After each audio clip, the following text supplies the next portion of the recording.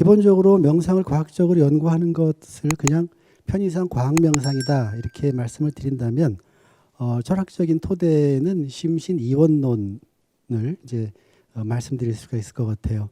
심신 이원론은 몸과 마음이 서로 분리되어 있다고 보는 그런 관점이고, 이런 관점이 18세기부터 시작된 자연과학이 인간을 보는 관점이었습니다.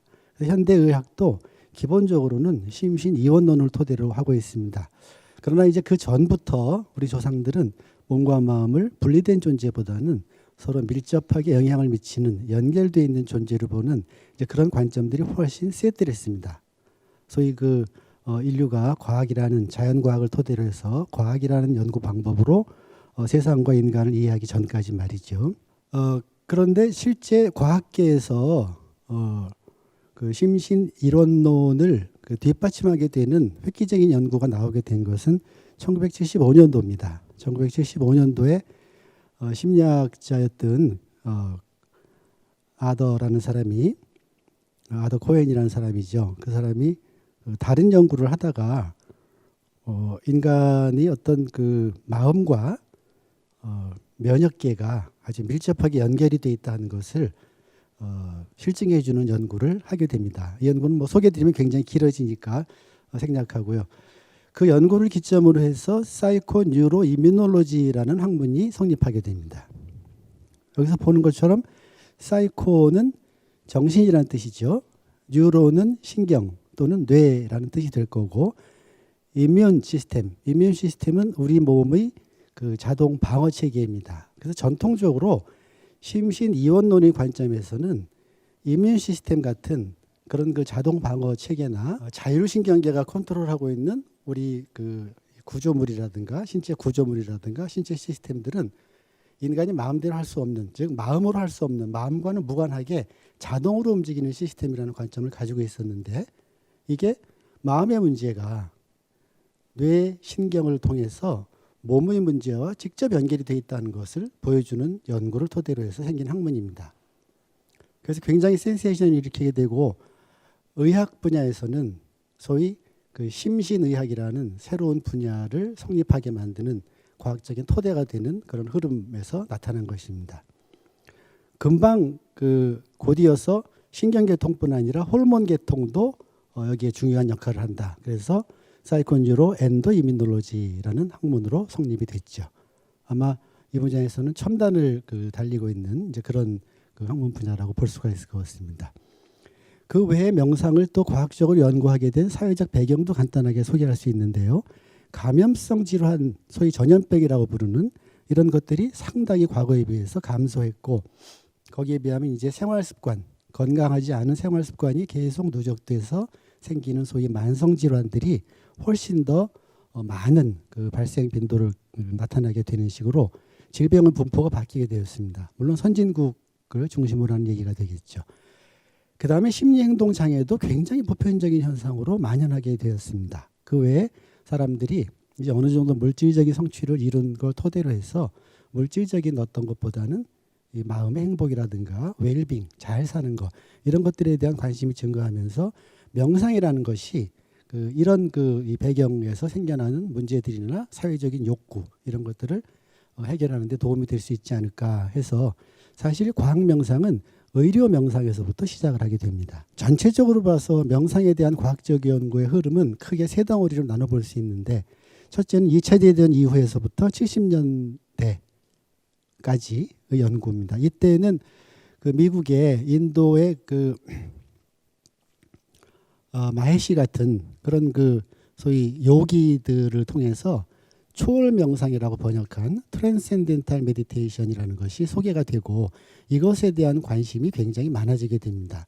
뒤에 나옵니다만은 허버트 벤슨 같은 분이 이 초월 명상을 통해서 그동안 불가능하다고 여겼던 그런 체온 조절이라든가 또는 혈압 조절이라든가 이런 자율신경계에 의해서 나타나는 생리 반응들을 이 요가나 명상을 하는 사람들이 수의적으로 조절할 수 있더라 하는 그런 사례들을 보면서 이것을 과학적으로 과학의 방법을 엄격하게 적용해서 연구하기 시작했습니다. 그래서 꽤 많은 연구들이 나오고, 지금도 이 초월 명상에 관한 연구들이 간간히 나오고 있습니다.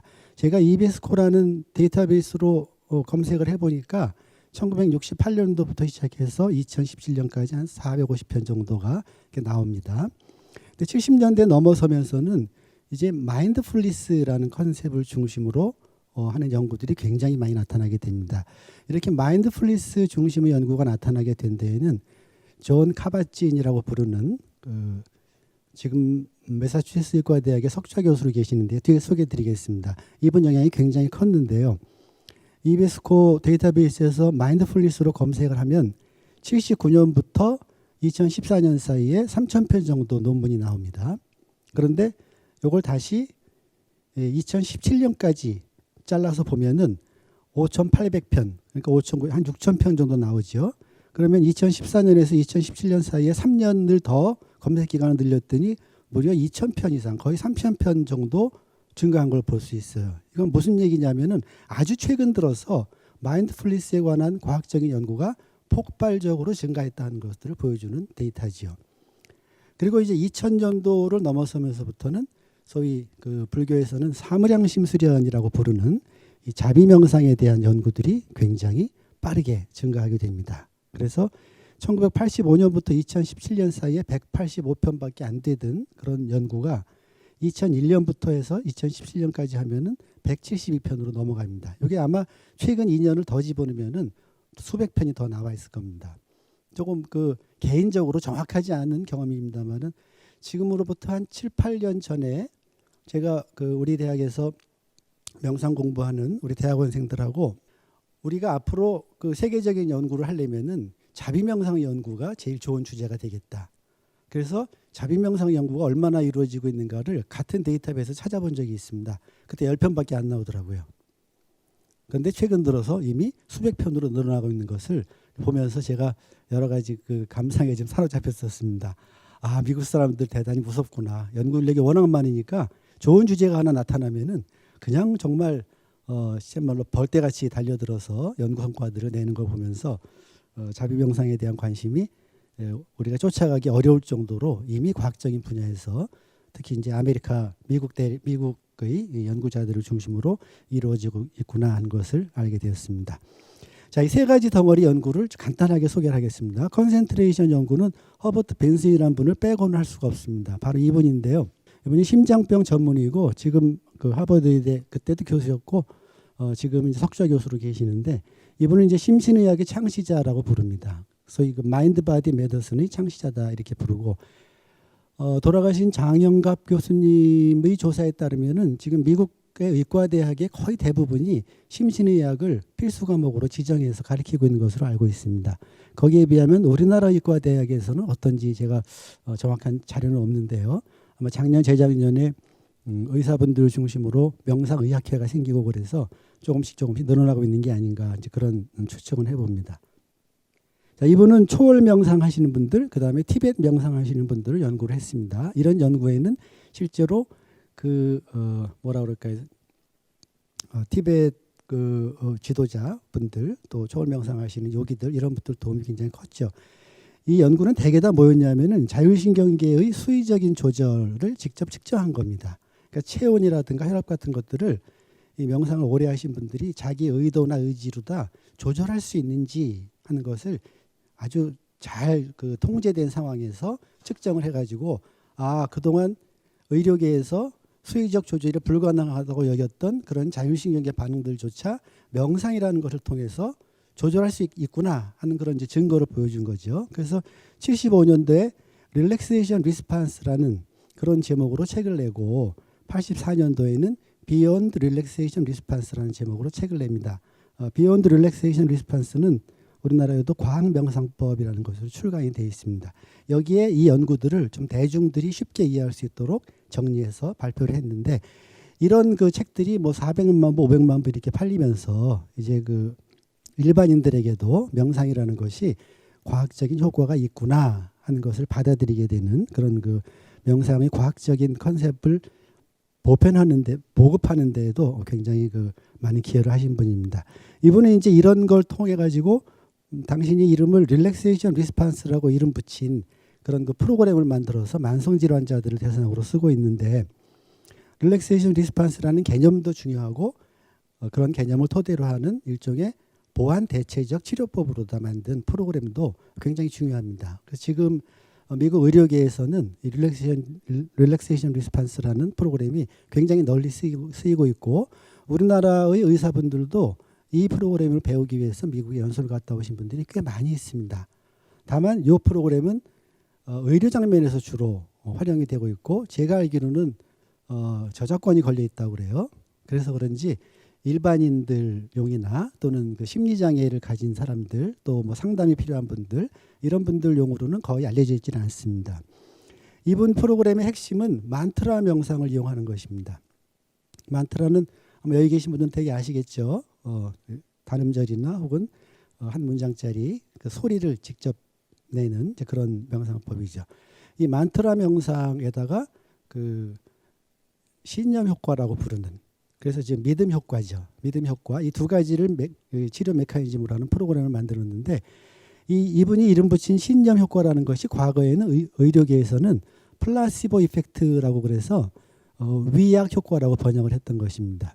이 위약은 뭐냐면은 실제 물질 자체는 몸에 미치는 영향이 없는 그런 물질인데도 그 물질을 섭취하는 사람이 이 물질을 내가 섭취하면은 어떤 효과가 있을 것이라고 믿으면 믿을수록 실제 그런 효과가 나타나는 현상을 얘기를 합니다. 그래서 전통적인 의학계에서는 이게 굉장히 골치 아픈 현상이었어요. 왜냐하면은 밀가루로 이렇게 약처럼 만들어서 설탕 코팅을 해서 이거 수면제예요 하고 드리면은 사실상 수면 효과를 일으키는 성분 하나도 없잖아요. 그런데도 그거를 믿고 먹는 분들은 잠이 잘 온다고 얘기를 한단 말이죠. 그래서 신약을 개발할 때도 이게 위약 효과가 플러스 알파가 되기 때문에 위약 처치한 집단과 새로 개발한 집단을 비교해서 뚜렷한 차이가 있을 때 그 약이 정말 효과가 있다. 이렇게 얘기할 정도로 좀 골치가 아픈 현상이었거든요. 그런데 허버트 벤슨은 이거를 새롭게 해석을 한 거죠. 그 믿음이라는 것이 순전히 정신적인 문제인데 그것이 약효라는 신체적인 증상의 완화로 나타난다면은 이것이야말로 몸과 마음이 따로 떨어져 있지 않고 특히 마음이 몸에 영향을 미친다는 것을 보여주는 그런 효과로 해석을 한 거죠. 그래서 이것을 가짜약 효과다 이렇게 부르지 않고 신념 효과고 이것이 바로 심신의학을 그 아주 강력하게 뒷받침하는 아주 보편적인 현상이다 이렇게 봤던 거죠. 그다음에 이제 70년대 이후로부터 이루어지고 있는 마인드풀니스에 관한 연구는 카바진을 빼고 얘기할 수가 없습니다. 이분은 아마 제가 알기로 여기서도 한번 우리나라에 와서 강연을 하신 거로 알고 있는데요. 이분은 분자생물학자입니다. 그래서 본래 20대부터 그 요가라든가 명상이라든가 이런 것에 굉장히 관심이 많았다고 그래요. 그런데 아무튼 그 매사추세츠 의과대학에 취업을 해가지고 거기서 이제 연구를 하고 그랬었는데 이분이 거기서 그 의사들이 더 이상 치료할 것이 없다. 당시 의학으로는 그런 소위 그 말기 이 만성 질환자들 이분들을 위한 프로그램으로 이 스트레스 감소 및 이완 프로그램이라는 걸 개발합니다. 그래서 스트레스 리덕션 앤드 릴렉세이션 프로그램 이렇게 이름을 붙였는데 이 프로그램이 나중에 개명이 돼서 여러분들도 아마 되게 아실 거예요. 지금은 MBSR이라는 그런 프로그램으로 이제 발전하게 되는 거죠. 그래서 그리고 이 프로그램을 1990년도에 Full Catastrophe Living 완전 재앙스러운 삶 뭐 이런 뜻이죠. 우리나라에는 그 마음 챙김과 자기 치유라는 책으로 번역이 돼서 나와 있습니다. 이 책을 이제 번역해서 출간하고 이 책이 굉장히 크게 널리 알려지고 또 큰 TV 방송국에 가서 이걸 소개하고 이러면서 MBSR이 이제 세계적인 프로그램으로 알려졌고 더 중요한 것은 뭐냐면은 이 마음 챙김이라는 개념은 릴렉세이션 리스판스라는 개념이 순전히 신체 반응 중심의 개념이라면 마인드풀니스라는 개념은 굉장히 심리적인 개념이에요. 그래서 금방 많은 심리학자들이 관심을 갖고 연구를 시작하게 됩니다. 그러면서 심리학 내에서 마인드풀니스는 이미 아주 그 2000년대 이후로는 가장 핫한 그런 주제로 떠오를 정도로 이 심리학 또 심리치료 이런 분야에 영향을 많이 미친 거죠. 결국 이분은 이제 마음챙김을 개념화하고 또 마음챙김을 기반으로 하는 프로그램 MBSR을 개발을 했습니다. 말기 만성질환자 대상으로 처음엔 개발했던 거고요. 그리고 본인도 이 프로그램이 소위 세라바단 보디스트, 그 초전 불교라고 그러나요? 초전 불교를 토대로 만드는 거다 하고 밝히고 있습니다. 이 MBSR 프로그램은 파생 프로그램들이 굉장히 많습니다. 그래서 섭식장애용 프로그램이라든가 인간관계 개선용 프로그램이라든가 이런 많은 파생 프로그램들을 만들어내고 그중에 가장 유명한 프로그램은 MBCT라는 프로그램입니다. Mindfulness Based Cognitive Therapy라고 그러는데 마음챙김 기반의 인지 치료 프로그램이다. 그래서 우울증 재발 방지용 프로그램으로 나와 있는데요. 그 프로그램은 심리치료 분야에서는 가장 널리 알려져 있는. 그리고 MBSR은 의료계에서 개발된 거기 때문에 그것보다는 MBCT는 심리치료계에서 MBCT를 훨씬 더 많이 쓰고 있습니다. 자, 마인드풀니스는 그래서 실제로 측정할 수 있는 하나의 심리적 개념으로 자리를 딱 잡고 있습니다. 그래서 심리학계에서 받아들이는 이 개념 정의를 살펴보면은 개념적으로는 순수한 주의다 이렇게 얘기를 합니다. 이게 마음챙김을 어텐션으로 정의하고 있다는 것에 우리가 주목을 하면은 명상을 조금 과학적인 방식으로 이해하는데 굉장히 중요한 그런 징검다리가 됩니다. 그 다음에 실제 그러면 마음챙김이 어떻게 하는 거냐에 관한 정의도 카바치노의 정의가 제일 널리 쓰입니다. 지금 이 순간의 내적 경험에 대한 의도적이고 비판단적인 주의 그리고 그 결과로 알아차림 이렇게 정의를 했죠. 그러니까 마인드풀니스라는 것을 어떻게 하는 거냐 그러면은 지금 이 순간의 내적 경험에 의도적으로 주의를 기울이는 거다. 그러면 그것을 알게 된다. 이런 식으로 돼서 이런 식으로 더 훈련하시면 그게 현대적인 의미의 마음챙김 훈련이 되는 겁니다.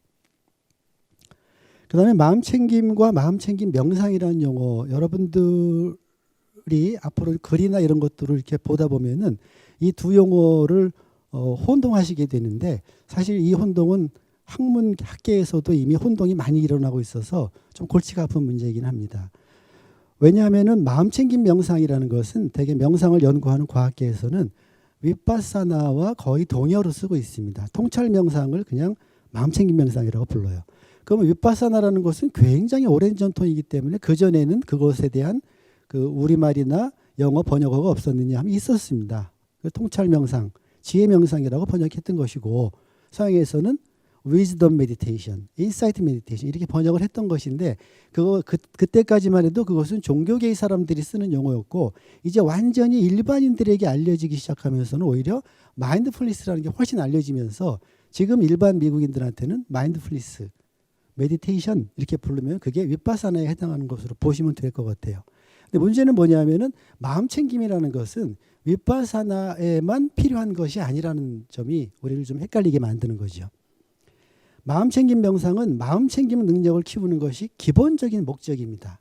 그렇지만 마음챙김 능력이나 또는 마음챙김의 태도라는 것은 어떤 종류의 명상에든 적건 많건 조금씩은 필요로 하는 그런 어떤 사전 태도이자 또 자연스럽게 배양되는 것이기도 하자 이런 것입니다. 그래서 마인드풀니스와 마인드풀니스 메디테이션을 서양 학자들도 학술 논문이나 이 잡지 이런 데서 자꾸 혼동해서 쓰는 경우들을 굉장히 많이 볼 수 있습니다.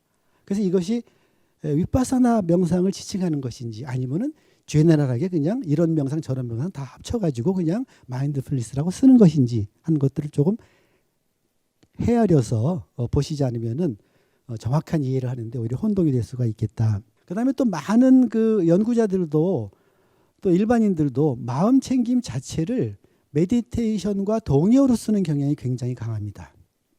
그래서 미국 같은 데서는 메디테이션이라는 용어를 쓰는 경우보다 그냥 마인드풀니스라고 쓰는 경우들이 훨씬 더 많아요.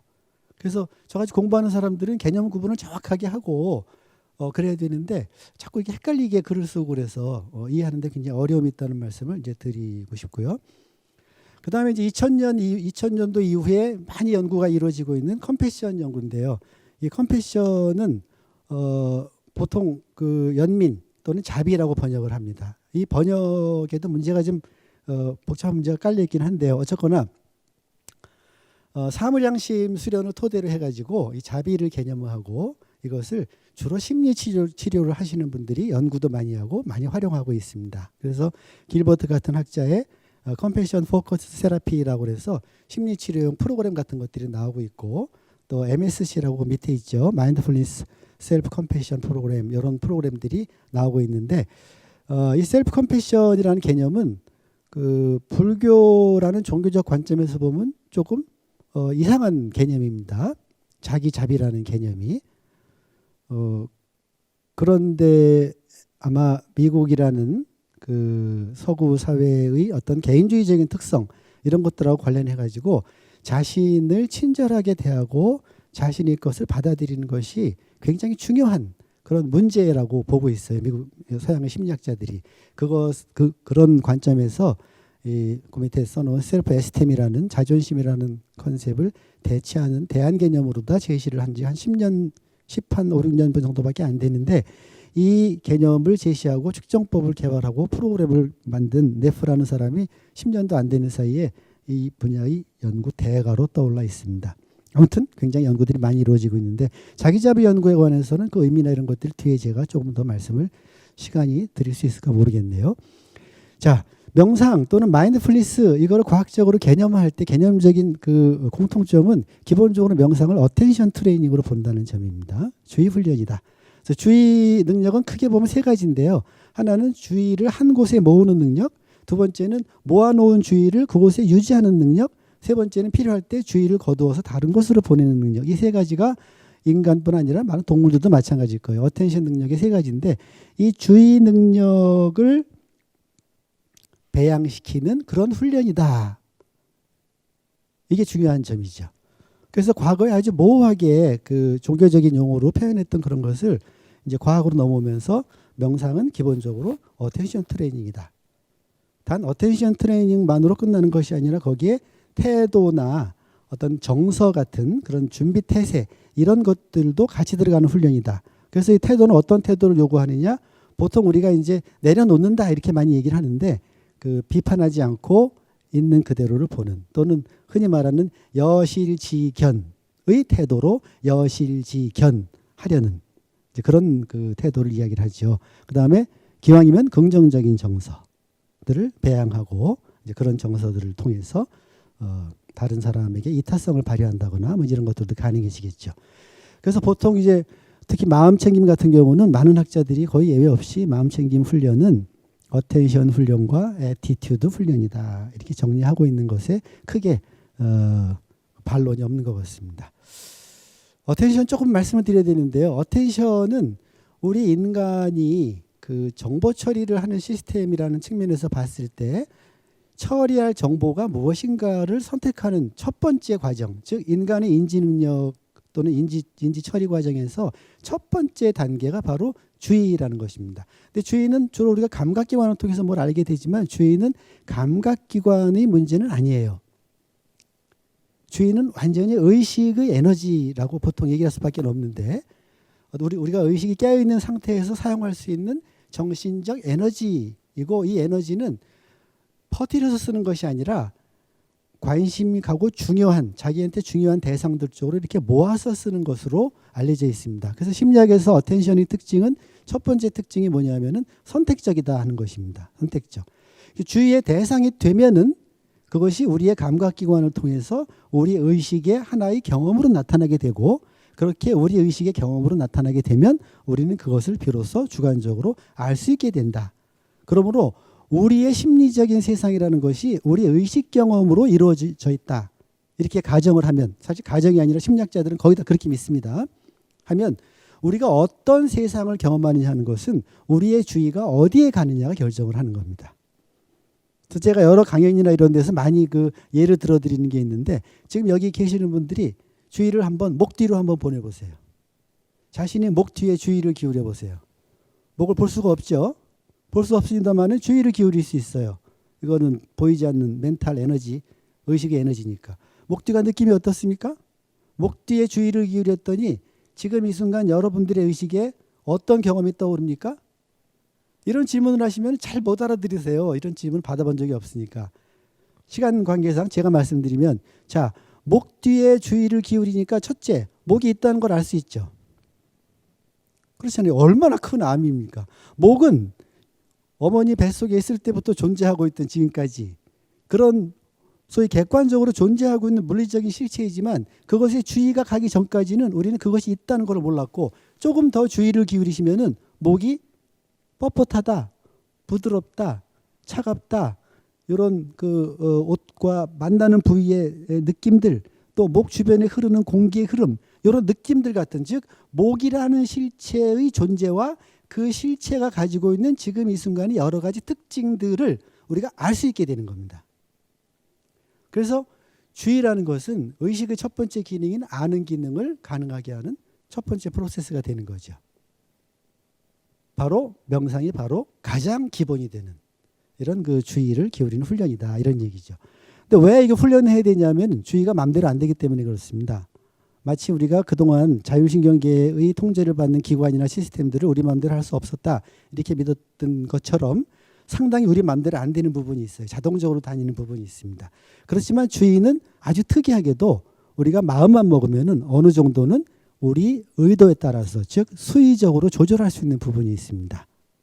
바로 이렇게 수의적으로 조절할 수 있는 부분이 있기 때문에 저는 이 주의 그리고 신체 활동으로서의 호흡, 이 두 가지를 반자동이다 이제 이렇게 표현을 하고 말씀을 드리는데요. 자, 그다음에 마지막으로 의도적으로 주의를 유지하고 기울이고 이탈시키는 능력은 굉장히 중요한 능력이다 하는 것입니다. 이것은 세속적인 성공에도 너무나 중요한 능력입니다. 거꾸로 생각해 보면은 거의 예외가 있을 수 있겠죠. 거의 많은 그 심리 행동 장애들은 보편적으로 이 어텐션의 결손 문제를 가지고 있습니다. 즉 주의 능력에 문제가 생긴다는 것은 정신질환이라는 것하고 굉장히 밀접한 관계가 있다는 거죠. 뿐 아니라 주의 능력을 개발하고 제대로 잘 활용하는 능력은 우리 삶에서 굉장히 중요한 능력이다. 이렇게 말씀을 드릴 수가 있습니다. 자, 태도 명상이 가지고 있는 중요한 개념하에서 태도 요소는 기본적으로 있는 그대로를 알아차리려고 그러는 건데, 있는 그대로 알아차리는 것도 굉장히 어렵습니다. 왜냐하면 우리의 그 뇌에 저장이 되어 있다고 가정하는 기존 지식 체계, 이것이 매 순간 새롭게 우리가 주의를 기울이는 대상들을 있는 그대로 보지 못하게 만듭니다. 어떻게 보게 만드느냐? 이 지식 체계를 통해서 보게 만들어요. 이 지식 체계에 맞도록 왜곡해서 보도록 만듭니다. 그래서 이 지식 체계의 작용을 끊어버리고 그야말로 순수하게 주의 자체만으로 나타나는 내적 경험을 있는 그대로 알아차리려는 그런 태도를 굉장히 중요한 그 명상 수련의 요소로 삼게 되는 거죠. 그 외에 자신을 포함해서 다른 사람들에게 기본적으로 따뜻하고 친절한 그런 그 태도와 정서를 계속 배양하는 그런 부분도 명상에는 공통적으로 들어있는 부분이다 이렇게 볼 수 있을 것 같고요. 자, 그러면은 명상의 효과를 간단하게 정리를 하고 이제 과학적인 연구의 예를 몇 가지 들어드리려고 합니다. 지금까지 명상에 대한 엄청나게 많은 연구 결과들을 총체적으로 정리해서 보면은 신체적인 건강 효과, 그래서 만성질환 대부분, 그리고 많은 행동의학적인 장애들에 다 효과가 있다 하는 것입니다. 단 이때 지금까지 연구 결과에서 내릴 수 있는 결론은 뭐냐면 완전한 치료 효과라는 것은 아닌 것 같다. 그러나 이런 만성질환이나 행동장애들에 대해서는 상당한 치료 효과가 있는 것 같고, 만성질환을 갖고 있는 사람들이 만성질환 때문에 겪게 되는 굉장한 불행감과 고통과 괴로움, 이런 것들을 덜어주고, 만성질환이라는 게 의미가 그렇거든요. 만성질환이 왜 만성질환이냐면은 치료라는 개념을 들이대기가 어려웠기 때문에 그래요. 감염성 질환은 이 감염물을 제거하거나 감염물을 활성화를 억제시키면은 바로 증상이 회복돼 버립니다. 그러니까 낫는다, 치료가 된다 이런 얘기가 가능한데 만성질환은 안 그렇거든요. 그리고 우리가 죽을 때 어떻게 죽는가를 생각해 보면은 상당히 많은 분들은 결국은 병으로 죽는 거죠. 생로병사 이렇게 말씀하신 얘기도 있는 것처럼. 그러니까 그 만성질환자들이 치료라는 개념은 감히 갖다 대기는 어렵지만은 만성질환을 가지고 사는 것 자체가 굉장히 어렵고 힘든 문제인데, 그런 어렵고 힘듦을 도와주는 그런 효과는 이미 확실하게 밝혀져 있다. 이렇게 말씀드릴 수가 있을 것 같습니다. 그래서 이런 신체적 건강 효과에 관련해서 많이 쓰였던 그 프로그램이 아까 말씀드렸던 릴렉세이션 리스판스 프로그램과 MBSR 프로그램이고, 지금 보고된 거로 보면은 북미 지역에서 1200개 이상의 종합병원에서 이런 프로그램들을 의사들이 처방을 하고 있다. 이제 이렇게 보고가 되고 있습니다. 그다음에 심리적인 건강 효과. 심리적인 건강의 반대가 이제 심리 장애 또는 정신 질환이 될 텐데요. 이 정신 질환 분야에 이미 명상을 기반으로 하는 치료법은 하나의 그 흐름으로 완전히 자리를 잡았습니다. 그래서 감정 또 행동과 관련된 문제들을 일으키는 그런 그 대부분의 그 정신 장애 또는 심리 장애들의 소위 그 인지행동 치료의 제3의 동향이다 이렇게 부릴 정도로 하나의 새로운 파라다임으로 들어와서 활용이 되고 있고요. 연전에 여기 왔던 그 거머 박사라는 분이 계신데 그분 얘기에 따르면은 북아메리카 지역에 심리 치료를 하는 그 서티피케이트를 가지고 있는 그런 그 개업한 심리 치료자들의 50% 이상이 어떤 식으로든 내담자들이 심리 치료에 명상을 쓰고 있다 이렇게 이제 그 말씀을 하시고 있습니다. 실제로 나오는 그 논문들도 보면은 최근에는 이런 연구들이 굉장히 많이 나오고 있습니다. 그다음에 인지 및 정서 효과인데요. 인지적으로 거의 모든 주의 관련된 수행, 퍼포먼스죠, 성과. 그다음에 어떤 기억, 메모리 문제라든가 이런 것들에 상당한 그 긍정적인 영향을 미친다 하는 것도 이제 알려져 있고요. 그다음에 아주 중요한 것으로다 내적 경험에 대해서 수용력이 향상된다. 여기 내적 경험이 지금 이 순간 우리가 경험하고 있는 감각이나 감정이나 생각 이런 것들을 다 내적 경험이라고 부르는 겁니다. 사실 모든 경험은 내적 경험입니다. 그런데도 바깥의 것 때문에 생기는 경험 이런 것들은 뭐 외적 경험이다 이렇게 구분하기 때문에 할 수 없이 구분하는 거지 모든 경험은 기본적으로 내적 경험입니다. 그 원인이 바깥에 있든 우리 안에 있든 마찬가지입니다. 이 수용력을 갖는 것이 정서와 생각 이런 것들을 조절하는데 아주 핵심적인 키포인트가 되는 그런 능력입니다. 이걸 이용해 가지고 정서의 문제 같은 것뿐 아니라 정서가 원인이 돼서 나타나는 역기능적이고 병리적인 행동 같은 것들도 조절할 수 있는 힘이 생기는 거죠. 그다음에 긍정적인 정서가 늘어나고 부정적인 정서가 감소하는 이런 효과들도 이미 알려져 있는 것들입니다. 대인관계 효과에 관한 연구는 의외로 적습니다. 시간이 조금 모자랄 것 같아서 이건 그냥 넘어가겠습니다. 자, 그럼 이제 명상이라는 것이 최종적으로는 뭐 질병의 치유라든지 또는 웰빙이라든지 행복이라든지 이런 게 도움이 된다. 예를 들면 이런 명상을 했더니 행복해졌어. 이런 명상을 했더니 사는 게 사는 것 같아. 그런데 도대체 그게 가운데에서 어떤 일이 있었기에 그러느냐 하는 것들을 자꾸 설명하려고 그러는 것이 과학이거든요. 그런 그 매개 변수를 두고 하는 설명, 그거를 이제 기전이라고 메커니즘이다 이렇게 얘기를 할 수 있는데 명상이 효과를 발휘하는 생물학적인, 신경생물학적인 기전은 어떤 것이 있는가? 첫 번째는 자율신경계입니다. 명상은 부경함신경계를 활성화시킵니다. 부경함신경계가 활성화된다는 것은 몸이 쉴 수 있는 상태가 된다 하는 것입니다. 그다음에 명상은 면역계를 강화한다는 연구, 이런 연구들. 즉 면역계를 강화하니까 감염성 질환에도 방어력이 세진다. 그래서 요즘 보니까 코로나19에 관련된 명상들이 그 유튜브에 보니까 굉장히 많이 올라와 있기도 하더라고요. 예, 이 연구는 뒤에 다시 한번 설명을 드리겠습니다. 그다음에 뇌파 연구, 50년대, 60년대에는 그 뇌파 연구들이 시작이 됐습니다. 그래서 명상과 알파파 연구가 처음 시작됐어요. 알파파는 여러분들이 눈만 감아도 나타나는 서파입니다. 천천히 나타나는 파예요. 그 다음에 조금 지나서 알파파에 대한 관심이 없어지고 명상과 세타파에 대한 관심이 생겼습니다. 세타파는 잠과 깸 중간 정도에 있을 때 막 잠들려고 그럴 때 나타나는 파가 세타파인데 아마 명상하시면서 깜빡깜빡 졸은 건지 깬 건지 이런 경험을 하셨다면 그때 세타파가 많이 잡히는 그런 상태라고 볼 수 있습니다.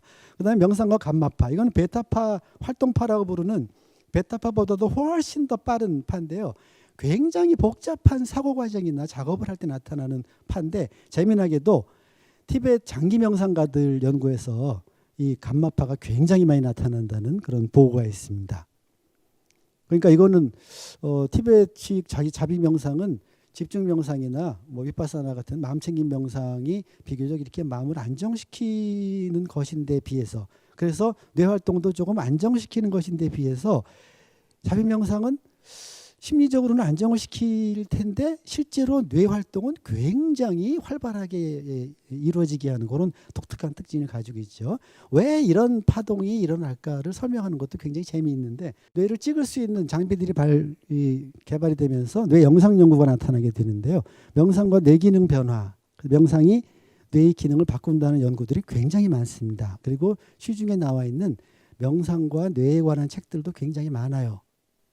여기서 일일이 다 설명드리기는 어렵고 사실은 이런 설명들이 다른 분들이 강연하신 데에도 찾아볼 수 있는 것들이어서 명상을 꾸준히 하는 것이 뇌의 기능에 긍정적인 변화를 일으킨다 하는 것이 하나의 과학적인 사실로 자리를 잡았다 하는 정도 말씀드리고, 그다음에 명상은 심피질의 하향 통제를 강화한다는 것은 우리가 이해하기가 좀 쉬워서 말씀을 드리는데, 심피질은 기본적으로 진화적으로 가장 마지막에 생기는 심피질입니다. 특히 이 전전두피질은 인간의 고등 인지 기능하고 굉장히 관련성이 높은데, 이 전전두피질이 그 피질 밑에 있는 그런 소위 우리의 감정과 굉장히 관련이 있는 변형계의 많은 구조물들을 이 연결망을 가지고 있어요. 그래서 그걸 컨트롤하는데 이 연결망이 굉장히 강화된다는 그런 뜻입니다. 이걸 좀 그냥 일상적인 용어로 하자면은, 명상을 하면은 생각 때문에 생기는 나쁜 감정들을 줄일 수 있다. 또는 명상은 제대로 생각을 함으로써 긍정적인 감정을 키울 수 있다 하는 뇌과학적인 실증 뒷받침하는 연구다. 이 정도 말씀드리는 것으로 넘어가려고 합니다. 그다음에 뇌의 구조적 변화인데요. 뇌의 구조적 변화는 뭐 뇌의 구조가 여기 있던 게 저쪽으로 바뀌고 이런 변화가 아니라, 뇌의 구조물들이 훨씬 건강하고 노화가 덜 되는 그런 현상들을 이제 쭉 밝혀내는 거죠. 수련 시간이 길수록 이런 뇌도나 회백질 밀도가 높다. 또 장기 명상하는 사람들은 뇌도나 감각피질, 전전두피질이 같은 나이에 비해서 훨씬 두텁더라. 이런 건 무슨 얘기냐면, 결국 우리는 뇌고 뭐고 전부 퇴화되고 손상되고 약화돼서 죽지 않겠습니까? 노화와 죽음은 막을 수 없는 건데 이거를 굉장히 지연시킬 수 있다. 이런 연구들은 바로 치매를 어떻게 우리가 좀 지연시킬 수 있을까에 관한 그런 쪽으로 응용이 될 수가 있겠죠. 실제로 응용이 많이 되고 있고요. 뇌의 퇴화를 억제한다 하는 건데, 이런 뇌과학 연구가 갖는 의의는 잠깐 생각해 볼 필요가 있습니다. 뇌과학 연구는 그동안 이제 일반인들에게는, 종교 쪽을 제외한 일반인들에게 명상이라는 게 좀 신비하고 뭔가 추상적이고 알아듣기 어려운 얘기로 자꾸 얘기를 하는데, 그게 아니라 구체적으로 뇌라고 하는 물리적인 실체를 가지고 이야기하고 있다는 점에서 명상을 일반 대중들에게 훨씬 구체적이고 본인과 관련 있는 것으로 여기게 만드는 그런 의미를 갖게 되고, 이제 학문적으로 의미는 명상은 정신활동이거든요. 근데 뇌라는 것은 물질이거든요. 근데 뇌과학 연구하시는 분들이 다 그렇지는 않지만 많은 분들이, 또 일반인들도 많은 분들이 어떻게 생각하시냐면은 뇌의 상태가 우리의 심리적인 상태다, 이렇게 많이 생각하세요. 뇌가 어떤 상태, 그래서 뇌를 어떻게 했더니 기분이 나빠지더라, 뇌를 어떻게 했더니 안 먹더라, 뇌를 어떻게 했더니 자살하고 싶어 하더라, 이런 식으로 심리적인 현상의 토대를 자꾸 뇌라는 물질로 환원시켜서 설명하는 데에 굉장히 익숙해져 있습니다. 그런데 명상이 뇌의 구조와 기능을 바꾼다는 것은 거꾸로란 얘기죠. 정신활동이 물리적인 실체에 영향을 미친다는 뜻이거든요. 조금 더 비유를 하면 이런 겁니다. 같은 컴퓨터가 두 대가 있습니다. 두 컴퓨터의 프로그램을, 어떤 프로그램을 자주 쓰느냐 하는 게 달라요. 이쪽은 뭐 예를 들면 한글 프로그램을 많이 썼고 이쪽은 그래픽 프로그램을 많이 썼어요. 그러면은 이 컴퓨터가 바뀌어집니까? 그렇지 않잖아요. 이해가 되시나요? 그런데 명상이라는 게 뭐냐면 어떤 프로그램을 돌리느냐거든요. 프로그램을 어떻게 쓰느냐는 거거든요. 그래서 기존에 쓰는 프로그램이 뭐 하나만 보면은 바로 그거에 대해서 끊임없이 자동 연쇄 반응을 해가지고 생각을 낳고 꼬리에 꼬리를 물고, 그래서 그 생각 때문에 불편해지니까 또 그 생각하고, 이런 프로그램이 돌아가는 거를 스탑시키고 그냥 지금 이 순간 있는 그대로 받아들이고 놔둬라, 내버려둬라, 이런 식으로 새 프로그램을 돌리는 거거든요. 그랬더니 구조물이 바뀐다는 뜻이잖아요. 이거는 거꾸로 생각하면은 심신의학이라는 파라다임이 타당하구나 하는 것을 보여주는 증거가 되죠. 또 심신이원론이 훨씬 더 인간을 설명하는 체계로서, 이론론이 심신이원론보다 더 설명력이 높다는 걸 보여주는 거죠. 네. 그 다음에 이런 것과 관계없이 뇌를 연구하는 사람들은 뇌를 직접 개입함으로써 정신활동과 행동을 조절할 수 있는 가능성을 열어줍니다. 좀 극단적으로 얘기하면은 선정에 들어가는데 2시간씩 앉아있을 필요가 없을지도 몰라요. 선정이라는 상태의 뇌의 기반을 변화시키는 약물이나 뇌를 자극함으로써 선정이라는 심리적 상태를 만들어낼 수도 있다고 보는 거죠. 뇌과학 연구하는 사람들은 거의 다 그렇게 생각하십니다. 그래서 우리가 어렸을 때 들었던 요약을 먹으면은 수학, 덧셈 뺄셈을 마스터해. 조약을 먹으면 곱셈을 마스터해. 이런 식으로. 자, 이렇게 되면 어떤 문제가 생기냐면 명상을 왜 하느냐 하는 문제가 생길 겁니다. 답은 뻔하죠. 명상은 어떤 상태의 목표가 중요한 것이 아니라 명상하는 과정에 의미가 있는 것이죠. 예, 그런 점에서 명상을 너무 큰 것을 목표로 하지 않으시기를 저는 제 학생들이나 제가 명상 안내하는 분들에게 굉장히 강조를 하고 있습니다. 자, 심리 사회적인 메커니즘입니다. 아주 그 재미있고 중요한 연구여서 설명을 소개를 드리려고 그러는데 이 연구의 제목이 Wandering Mind is an Unhappy Mind 이렇게 되어 있어요. 방황하는 마음은 불행한 마음이다 이런 뜻입니다. 이건 아마 우리 그 불교 계통이나 이런 데서 하는 설명하고 그냥 딱 맞는 설명일 거예요. 근데 이거를 과학적인 방식으로 입증해내고 있다는 게 굉장히 재미있는 거죠. 원더링 마인드라는 거는 이 과학의 입장에서는 어떤 뜻이냐면은 내가 지금 어떤 과제를 하고 있을 때 그 과제에 주의를 온전히 기울여서 그 과제와 관련된 인지 활동을 하는 것, 즉 생각을 하는 것, 이것은 마음의 방황이라고 보지 않습니다. 내가 지금 이 일을 하는데 자꾸 딴 생각을 하고 있어요. 과제와 관련이 없는. 그러면 그걸 마음의 방황이라고 정의를 하는 겁니다. 그래서 아이폰 앱을 이용해 가지고 그 5,000명 정도의 데이터를 모았습니다. 어떻게 했냐면 이 핸드폰에다가 이 연구에 참여하는 사람들한테 랜덤한 시간에 신호를 보냅니다. 그래서 그걸 딱 받으면은 질문이 딱 뜨는 거예요. 그래서 첫 번째 질문은 지금 기분이 어떻습니까? 아주 안 좋다, 아주 행복하다. 1점부터 100점 사이. 그 다음에 당신 지금 뭐 하고 있습니까? 요 연락 받았을 때. 나 지금 강연하고 있었다. 나는 컴퓨터 하고 있었다. 나는 뭐 잘라고 그랬다. 나는 밥 먹었다. 나는 운전했다. 있을 수 있겠죠. 그 다음에 당신이 고일을 하면서 고일이 아닌 다른 생각을 지금 했냐? 이렇게 물어본 거예요. 그리고 답은 보기 4개 중에 하나를 고르게 합니다. 아니야, 나 이 일에 관련된 거 하고 있었어. 아, 난 이 일 말고 딴 그 즐거운 생각을 하고 있었어. 아, 나 이 일 말고 좀 불편한 생각을 하고 있었어. 난 이 일 말고 즐겁지도 않고 불편하지도 않고 그냥 중립적인 생각을 하고 있었어. 이 중에 답을 하게 한 겁니다. 그래서 이 데이터 중에서 미국 사람 데이터 2,500개 정도만 모아가지고 분석을 한 결과입니다. 첫 번째는 마음의 방황은 측정 시점에 47%에서 발생한다. 이게 무슨 얘기냐면은 지금 뭐 하고 있냐 물은 다음에 너 마음이 방황했냐 이렇게 물었을 때 한 반 정도는 방황했다 이렇게 답한다는 거예요. 뒤집어 얘기하면은 우리가 의식이 깨어있는 상태에서 일과 관계없이 딴 쪽으로 다른 생각으로 왔다 갔다 하는 이런 것들은 굉장히 일반적이고 보편적인 현상이라는 걸 보여줍니다. 그 다음에 활동을 어떤 걸 하느냐 하는 것과 어떤 활동을 하느냐 하는 것이 방황하는 비율에 차이가 있느냐, 또 어떤 활동을 하는 것이 그 마음이 방황하는 생각의 내용에 차이가 있느냐, 이런 거는 관계가 없다는 겁니다. 그래서 두 번째는 이제 회귀 분석 결과, 여기 재밌는데 그림으로 보시면은 여기 보시면은 요 크기가 빈도입니다. 빈도. 그리고 가로축은 이게 얼마나 행복하냐 이 정도예요. 요게 한 50% 조금 넘는 거는 넘는 빈도가 뭐냐면은 나는 방황하지 않았다 하는 거죠. 나는 지금 하고 있는 일에 온전히 하고 있는 일과 관련된 생각을 했다 하는 건데, 요때나 즐거운 딴 생각을 할 때나 행복도가 비슷해요. 그런데 중립적인 딴 생각이나 즐겁지 않은 딴 생각을 하는 것은 훨씬 더 행복도가 떨어집니다. 이거는 그렇게 이해할 수가 있어요. 그런데 이게 재밌는 거죠. 즐거운 생각을 해도 일에 열중하는 것보다 더 행복하지 않다는 거예요. 네, 이게 이제 재밌는 얘기입니다. 그래서 지금 하는 일을 생각하는 것이 나쁜 생각이나 중립적인 생각보다는 훨씬 행복하고, 지금 하고 있는 일을 하는 것이 즐거운 생각을 일부러든 자동적으로든 하는 것하고 거의 뭐 행복의 차이가 없다. 그래서 이 사람은 어떤 얘기를 하냐면, 운전하다가 이 트래픽 잼에 걸렸어요. 운전하다가 그 교통체증에 걸려 있습니다. 이때 많은 사람들이 짜증을 냅니다. 그러면 불편해지죠.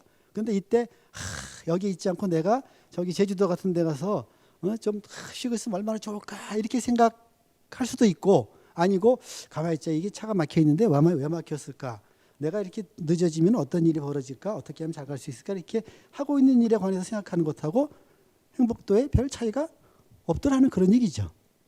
네. 그리고 전체적으로 보면은 지금 하고 있는 일과 나머지 잡생각하는 것들의 평균을 따져보면은 지금 하고 있는 일에 열중해서 주의를 기울이고 그것에 관련된 생각을 하는 것이 훨씬 더 행복에 좋다, 이런 얘기를 할 수가 있게 되는 거죠. 결론적으로 얘기를 하면은 인간의 마음은 기본적으로 방황할 수밖에 없다. 요걸 이제 요즘 인문학에서는 인간의 뇌가 스토리텔링을 한다, 스토리텔러다 이런 식으로 다 표현을 해요. 뇌가 가만히 있어도 계속 뭘 만들어낸다는 거예요. 생각을 그렇듯한 줄거리를 만들어낸다 이렇게 표현하는데 기본이다. 그 다음에 무엇이 일어나지 않고 있는가, 즉 이런 일이 벌어졌으면 좋겠는데를 생각하는 거. 즉 과거가 아니라 미래에 관한 일 또는 과거를 생각하는 일도 포함시켜도 괜찮아요. 과거도 이미 없어진 일입니다. 지금 존재하지 않는 일이에요. 이런 것이 분명히 인간이라는 종이 가지고 있는 엄청난 인지적인 성취지만 이게 결국은 불행과 관련된 대가를 치를 수밖에 없다. 자, 이 정도 얘기를 하면은 이제 명상을 좀 하시는 분들 입장에서는 지금 이 순간에 내가 온전하게 주의를 기울이고 그것을 그대로 있는 그대로 알아차리고 있는 그대로 못 알아차려가지고 자꾸 기존 개념으로 자꾸 그걸 해석하고 특히 나쁜 쪽으로 해석해가지고 생각이 방황하도록 만드는 것을 스탑시키는 것이 얼마나 행복에 중요한가 하는 것을 아주 과학적인 연구로 뒷받침해주고 있는 거다. 이렇게 볼 수가 있죠. 자, 그 다음에 우리가 이제 하나 또 좀 생각해 볼 거는 명상이라는 수련법이 생각을 어떻게 다루느냐 하는 것을 기존의 심리치료라는 명상이나 심리치료나 다 불행한 마음을 줄이자는, 그래서 마음의 병을 고치자는 공통적인 목표를 가지고 있어요. 그런데 명상이 생각이라는 것을 다루는 방식과 심리치료에서 특히 인지치료가 생각을 다루는 방식은 판이하게 다릅니다. 명상은 생각을 어떻게 다루죠? 생각을 그냥 하나의 현상으로 다룰 뿐입니다. 잠정적인 현상으로 다루고 생각을 실체로 여기지 말도록 교육을 시키고 통찰하도록 훈련을 시킵니다. 그래서 이런 생각이 나타났군. 예를 들면 나는 참 한심한 사람이야. 이런 생각이 나타났어요. 그럼 명상에서는 네가 한심한 사람이 아니고 당신은 지금 이 순간 머릿속에서 그런 생각이 나타나는 것뿐이야. 그냥 내버려둬. 이렇게 하게 되죠. 그러나 인지치료에서는 이 생각 자체가 불편한 감정이나 부정적인 행동의 큰 원인이라고 보기 때문에 이 생각 자체를 분석해서 제대로 된 생각으로 바꿔주도록 만듭니다. 예를 들어서 난 좋아하는 사람이 하나도 없어. 이런 생각은 우리를 굉장히 외롭게 만들겠죠. 그죠? 그런데 인지치료에서는 나를 좋아하는 사람이 하나도 없다는 생각이 사실인가를 따져보게 만들어요. 여러 가지 방식으로. 그랬더니 그게 아니고 나를 좋아하는 사람도 있네. 그러니까 정확하게 얘기하면은 나를 싫어하는 사람이 있고 나를 좋아하는 사람이 있다. 그런 제대로 된 그런 생각으로 바꿔줌으로써 부정적인 감정적 결과나 행동적인 결과를 막을 수 있다고 보는 거죠. 자, 이 얘기에서 어느 정도 그 감을 잡으셨겠지만 리얼리티를 제대로 보게 만든다 하는 면에서는 인지치료와 이 명상이 동일합니다. 리얼리티로 보게 만든다는 점에서는. 그렇지만 인지치료는 과정에서 생각을 자꾸 바꾸도록 만들죠. 제대로 된 생각으로, 잘못된 생각이니까 제대로 된 생각으로 바꾸게 만들고, 마음챙김 명상 같은 데서는 생각을 아예 바꿀 대상으로 보질 않습니다. 그냥 일시적인 현상으로 보고 거기에 연연하지 않도록, 즉 생각과 나를 동일한 것으로 보지 않도록, 이걸 이제 생각과 나의 동일시라고 부르는데 동일시하지 않도록, 탈동일시하도록, 또 생각과 나를 거리를 두도록 이런 방식으로 하면서 다루고 있다는 게 굉장히 큰 차이입니다. 그럼에도 이 두 가지 치료법은 통합돼서 소위 그 MBCT라는 마음챙김 기반의 인지치료라는 치료법으로 통합돼서 아주 널리 쓰이고 있습니다. MBCT는 개발할 때는 우울증 재발용으로 만들었지만 그동안 연구 결과는 우울증 재발뿐 아니라 다른 꽤 많은 이 정신적인 문제들에도 심리 장애에도 치료 효과가 있는 것으로 나타나고 있습니다. 자비명상 최근에 연구가 굉장히 많다고 그랬는데요. 자비명상은 이제 그 과학적인 연구의 측면에서 보면은 그 자비명상은 주로 대인 관계에서 발생하는 그런 감정의 문제, 소셜 이모션 문제입니다. 소셜 이모션. 그 감정을 어떻게 하면은 긍정적인 감정을 적극적으로 개발할 수 있느냐 하는 그런 측면의 수련으로 파악을 하고 있습니다. 그런 점에서 마음챙김이나 집중 이런 것들하고는 굉장히 다르죠. 방법이 다릅니다. 그런데 프레드릭슨이라는 여성이신데 이분 그 얘기에 따르면은 우리가 긍정 정서에 있을 때는 소위 마음이 좀 너그러워져요. 마음이 열려요. 가슴이 열리면서 이것이 갖는 굉장히 좋은 효과가 있는데 어텐션이 굉장히 스팬이 넓어집니다. 어텐션의 범위가 넓어집니다. 호기심 같은 것도 굉장히 많이 생기고요. 그 다음에 그 행동 레퍼토리가 굉장히 많아져요. 여러 가지 다양한 행동들을 하고 엉뚱한 그런 행동들도 할 수 있어요. 그 다음에 통찰력이나 창의성 같은 게 향상됩니다. 이 긍정 정서가 어떨 때 주로 많으냐 하면은 힘든 일을 다 끝내고 나서 또는 어려운 일을 극복한 이후에 또는 쉬고 있을 때 또는 사랑하는 사람들과 큰 부담 없는 그런 시간을 보내고 있을 때 이럴 때 긍정 정서가 많이 나타나겠죠. 그렇겠죠. 이런 상태에서는 부정적인 정서가 많을 때에는 주의가 굉장히 한정되고 할 수 있는 행동의 종류나 가지수가 레퍼토리가 굉장히 좁아집니다. 왜냐하면 그 위기 상황을 극복해야 되기 때문에 그래요. 그래서 위기 상황을 극복하는 데는 도움이 되는데 뭔가 이제 더 먼 앞날을 위한 새로운 것들을 만들어내고 새로운 창의력을 만들어내고 또 인간 간의 관계들 같은 것들을 더 돈독히 하고 이런 삶에서 너무나 중요한 그런 부분들을 하는 것은 긍정적인 감정일 때 주로 가능해져요.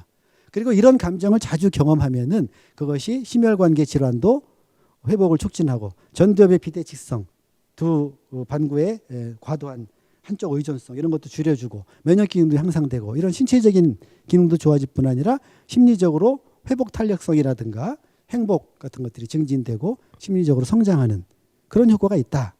그리고 이런 것들을 많은 연구를 통해서 밝혀냈습니다. 그래서 이분이 이런 연구를 통해서 자비 명상을 하면 긍정 정서 경험이 많아지고 이것이 심리적인 자원, 물질적인 자원이 아니라 우리 개인의 심리적인 자원을 증진시키고 그 결과로 삶의 질과 웰빙을 향상시킬 수 있다. 그래서 자비 명상을 해라. 많이 해라. 이제 이런 얘기들을 뒷받침하는 연구 결과들을 내놓고 있는 거죠. 그다음에 이제 자기자비 연구 제가 말씀드렸는데 이 자기자비는 이 네프란 사람이 어떻게 생각했냐면은 보통 그냥 사무량심에서 얘기하는 자비 요건데 요거의 대상을 내가 아닌 다른 사람이나 다른 생명이 있는 존재 또는 생명이 없는 모든 존재 이런 식으로 타자가 아니라 자기 자신을 자비의 대상으로 삼는 그런 거라고 이제 얘기를 하면서 실제로 컨셉을 보면은 마음 챙김이라든가 이런 것들까지 다 그냥 결합시킨 컨셉이에요. 그래서 기본적으로 핵심적으로 자기 자비의 중요한 부분은 자신에 대해서 친절하고 사랑스럽게 대하는 것 이것이 핵심입니다. 그런데 이게 왜 나왔냐 하면은 서구 심리학은 독자적인 셀프를 형성하는 것을 굉장히 중요하게 생각하거든요. 즉 셀프 컨셉을 형성하는 것. 그다음에 셀프 컨셉은 결국 자신에 대한 지식인데 지식과 믿음인데 이게 긍정적이냐 부정적이냐 하는 것을 셀프 에스팀이라고 불러요. 자존감이라고 부릅니다. 그러니까 자존감이라는 거 뭐냐면은 내가 알고 있는 나에 대한 지식이 내가 보기에 긍정적인 거예요. 그게 긍정적일수록 나는 자존감이 높은 거예요. 그리고 많은 발달상의 문제들이 성인 포함해가지고 문제들이 낮은 자존감 때문에 생긴다고 보는 것이 전통적인 서구의 셀프 심리학입니다. 그런데 연구들을 조금 다른 각도에서 다시 분석을 해보니까 셀프 에스팀이 어느 정도 높은 건 좋은데 이게 조금 더 높아서 너무 높으면은 굉장히 고통스럽고 해롭더라는 거예요. 그래서 그거에 대한 대안으로 제시한 컨셉이 이 불교 전통의 사무량심 수련에서 가지고 와서 셀프 에스팀을 한 겁니다. 사실 자비 명상에 관한 연구들에 제가 직접 집계는 안 해봤습니다만 80~90%가 서구에서 특히 미국에서 하는 연구들은 셀프 컴패션에 관한 거예요. 즉 우리 대승에서 이야기하는 그 다른 사람을 향한 이타적인 그런 그 자비에 관한 연구들이 거의 없어요. 그래서 앞으로 이제 사회심리학에서는 이걸 이타성에 관한 연구라고 쓰는데 이런 연구들하고 소위 그 보리심, 보살 이런 컨셉을 가지고 있는 이 대승에서 얘기하는 이타심, 자비심, 한량없는 자비심 이런 것들을 통합할 연구가 필요하겠다고 아주 강하게 생각을 하고 있습니다. 자, 그래서 제가 했던 연구의 하나인데요. 이 자비 확장성, 그다음에 자비 연민 붕괴 이런 개념인데요. 우리 그 다른 사람들을 돌보는 직업을 하시는 분들이 있잖아요. 케어 하시는 분들, 돌보미 직업을 하시는 이분들이 뭐 이제 심리 상담하시는 분들이나 만성 질환자 도와주는 분들 뭐 이런 분들이 대표적일 텐데 이런 분들이 굉장히 소진이 많이 돼요. 심리적으로 신체적으로 탈진이 되는 겁니다.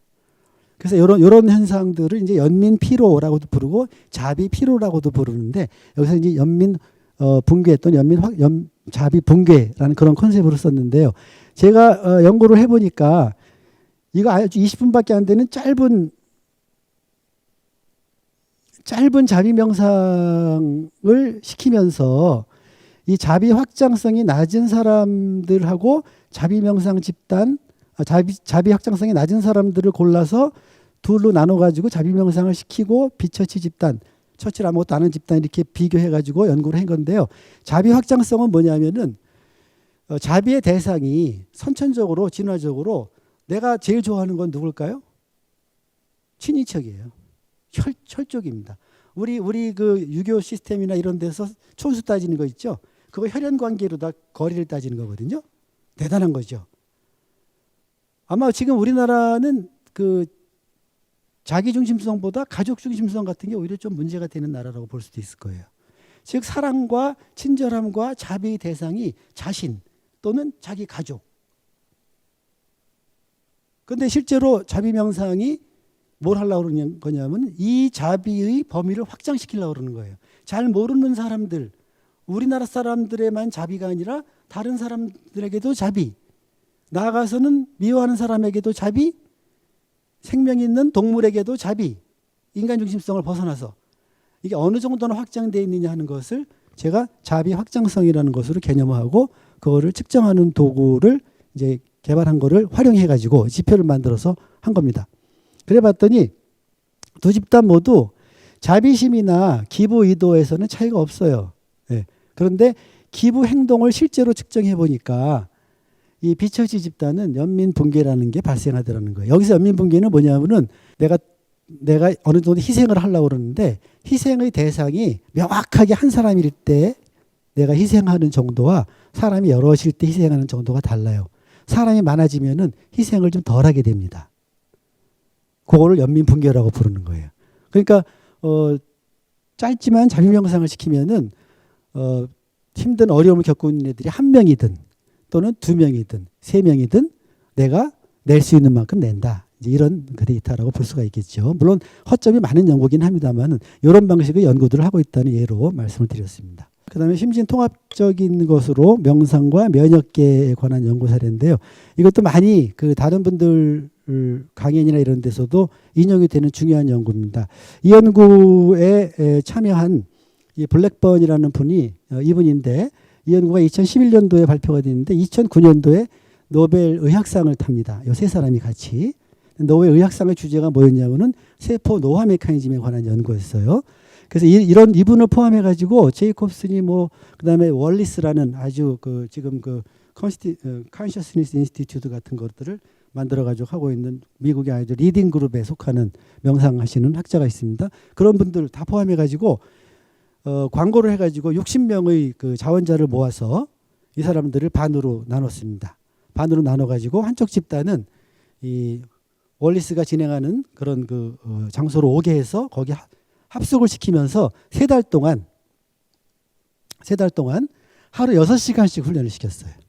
그 쉬는 시간에도 본인들이 또 수련을 하려면 하시게 했고, 그 다음에 나머지 30명은 요거 하는 동안에는 측정만 하고 요거 끝나고 나서 이제 명상 프로그램을 이제 실시를 해주는 그런 식이었습니다. 그리고 실제로 어떤 명상을 했냐면은 자비 명상도 들어가고 집중 명상도 들어가고 마음챙김 명상도 들어가는 그런 복합적인 명상 프로그램을 했어요. 측정을 뭘 했냐면 마음챙김 능력이 얼마나 되나, 삶의 목표가 얼마나 뚜렷한가, 환경 같은 것에 대한 내 주변 환경에 대한 통제감이 얼마나 큰가, 또 신경증, 이 신경증은 스트레스 얼마나 받나 이런 뜻입니다. 면역계 세포의 텔로머라제를 잰 거죠. 이 텔로머라제는 효소인데 그냥 단순하게 말씀드리면 염색체 세포가 분열하면서 짧아지는 것을 막는, 꼬리가 짧아지는 것을 막는, 텔로미어라는 꼬리가 짧아지는 것을 막는, 그래서 결국 그 세포의 퇴화를 방지하는 효소라고 보시면 돼요. 그래서 이 효소가 많으면 많을수록 세포의 퇴화가 지연된다. 세포가 더 건강하다. 이렇게 보시면 됩니다. 그래서 이런 틀을 가지고 한 거죠. 명상을 시키면 마음 챙김이 높아지고 삶의 목표도 뚜렷해지고 그래서 긍정적으로는 상황에 대한 통제력이 높아지고 부정적인 측면으로는 그 스트레스를 덜 받게 된다. 이건 부적 상관을 나타내는 겁니다. 그러니까 스트레스를 덜 받게 된다. 통제력이 높아진다. 그런 것이 텔로머라제를 활성화시킨다 이렇게 보는 거죠. 그러니까 보세요. 이 부분은 심리적인 거죠. 심리적이잖아요. 이건 뭐예요? 생리적이죠. 명상을 시켰더니 심리적인 것을 통해서 생리적인 효과가 나타난다. 이런 그 다시 한번 또 심신의학, 심신이론론을 뒷받침한 연구로 볼 수 있고 실제로 이런 모델을 가지고 검증을 해봤더니 실제 그렇더라 하는 겁니다. 마음챙김 명상이 삶의 목표, 통제감, 신경증에 좋은 영향을 미친다 하는 겁니다. 데이터는 그렇게 나왔고요. 그다음에 두 번째는 마음챙김 명상 집단이 통제 집단에 비해서 텔로머라제 활성도가 유의하게 많더라 하는 거죠. 그다음에 세 번째 결과가 재밌는 거죠. 이제 심리적인 효과가 면역 효과를 매개한다. 아까 봤던 명상이 심리적인 것에 먼저 영향을 미쳐서 그래서 생리적인 것에 영향을 미친다 하는 것을 보여주는 그런 그 연구 결과죠. 이 연구는 굉장히 대규모 연구일 수밖에 없고 돈도 무지하게 많이 들어갈 수밖에 없는 그런 연구였고 소위 그 아주 액티브 컨트롤 집단을 두는 그런 아주 그 과학적인 실험 디자인에서 가장 그 신뢰성을 높이 인정받는 그런 식의 디자인을 하고 그런 식의 개입을 하고 데이터를 얻어냈기 때문에 굉장히 이 연구 결과에 대한 학계의 신뢰도가 높은 이제 그런 연구에 속합니다. 세 가지 명상법과 차별적인 효과. 자비 명상이 집중 명상인가 하는 질문을 할 수 있어요. 제가 알기로 불교 명상 전통에서 초기 불교의 경우는 자비 명상이 완전히 집중 명상에 들어가 있습니다. 그리고 티베트 불교의 경우는 자비 명상 자체가 가장 중요한 명상으로 부각이 되어 있습니다. 그리고 이 동부가 이쪽으로 넘어오면은 이게 대승으로 넘어오면서 이제 그 자비 명상의 중요성 같은 것들이 굉장히 커져 있죠. 그런데 심리학자인 제가 볼 때 자비 명상은 그런 그 종교적인 분류와 관계없이 따로 아주 독특한 방식의 명상이라고 분류를 해야 되겠다 하는 겁니다. 자비 명상은 집중 명상이나 통찰 명상하고 뭐가 다르냐면은 자비 명상을 할 때는 우리의 의식 상태, 의식 세계가 어떤 다른 대상이 있어요. 자비 명상 해보셨죠? 남을 놓거나 자기를 놓잖아요. 놓고 자비를 빌어주는 거잖아요. 뭐 연기로 빨아들이고 하도 빛으로 쏴주기도 하고 또 기도를 하기도 하고 이런 식으로다. 그래서 수련 맥락 자체가 사회적인 맥락이 돼버려요. 인간관계 맥락이 된단 말이에요. 그런데 집중 명상이나 통찰 명상은 철저하게 개인적인 맥락입니다. 의식 자체가. 그런 차이가 있어요. 두 번째는 자비 명상은 뭘 자꾸 하려고 그러는 명상이에요. 그런데 집중이나 통찰은 뭘 가능하나 안 하려고 그러는 명상입니다. 소위 존재 방식의 명상이고 자비 명상은 행위 방식의 명상입니다. 그다음에 자비 명상은 특히 인간관계 정서, 소셜 이모션, 인간에 대한 태도 이런 것들을 배양하는 것에 초점이 가 있는데 실제로 집중이나 통찰 명상은 여기에 국한되지 않고 오히려 생각이나 감각이나 이런 것들까지 모조리 다 수련이 대상으로 삼는다는 면에서 굉장히 다른 거예요. 다릅니다. 네. 그리고 실제로 여러 과학적인 증거들이 서로 활성화되는 뇌 영역이 다르다. 자비 명상할 때 활성화되는 영역과 이런 명상할 때 활성화되는 영역이 다르다. 그 다음에 자비 명상은 집중 명상이 굉장히 이완이 잘 되는 반면에 자비 명상은 그런 이완 상태에서 벌어지는 것과는 오히려 반대로 굉장히 힘든 일이 되더라. 일반인들에게 그렇다는 뜻이에요. 이게 아주 노련해지신 분들한테는 자비 명상도 힘이 안 들고 이완 효과를 누릴 수 있지만 일반인들한테 자비 명상은 굉장히 생각할 것도 많고 할 일도 많단 말이에요. 집중 명상은 그냥 하나만 보고 있으면 되잖아요. 한 가지 일만 반복하면 되잖아요. 자비 명상은 뭐 떠올려야지, 뭘 보내야지, 뭘 한 일이 많단 말이에요. 그래서 실제 연구해 보니까 일반인들 자비 명상 시킬 때 보면은 이 각성 수준이 높고 에너지 소모량이 더 많습니다. 집중 명상에 비해서. 이런 데이터들을 토대로 볼 때 자비 명상을 좀 달리 볼 필요가 있겠다. 그래서 제가 이제 그 저희 아주대학교 심리학과에 그 건강심리 전공을 하고 있는데요. 아주대학교 안에다가 건강 명상 연구센터라는 걸 만든 지 한 8년쯤 됩니다. 그 학생들 불러서 이제 명상에 관한 그 연구로 석사, 박사 논문을 쓰게 하고 배출을 하는데 그런 그 논문 지도에 기본적으로 툴로 삼고 있는 모델이 바로 이 모델 제가 정리한 건데요. 저는 이제 마음 챙김이라는 거, 요거는 이 세 가지 종류의 명상에 다 필요한 것으로 보는 거죠. 특히 여기 이제 좀 두껍게 화살표를 그어놓은 것은 통찰 명상은 특히나 이 마음 챙김을 주로 하는 명상이다 이런 의미고 집중 명상이나 자비 명상에도 필요하다. 그래서 명상을 세 가지로 그냥 분류를 하는 겁니다. 세 가지로 분류해 놓고 그동안의 연구 결과들을 살펴보면은 나중에 크게 봤을 때 효과는 비슷비슷할 수 있는데 어떤 경로를 통해서 효과를 미치냐 하는 것은 굉장히 다를 수 있다는 거예요. 그래서 집중 명상은 신체적인 효과가 굉장히 큽니다. 집중 명상은 다른 명상에 비해서 잠이 무지하게 잘 와요.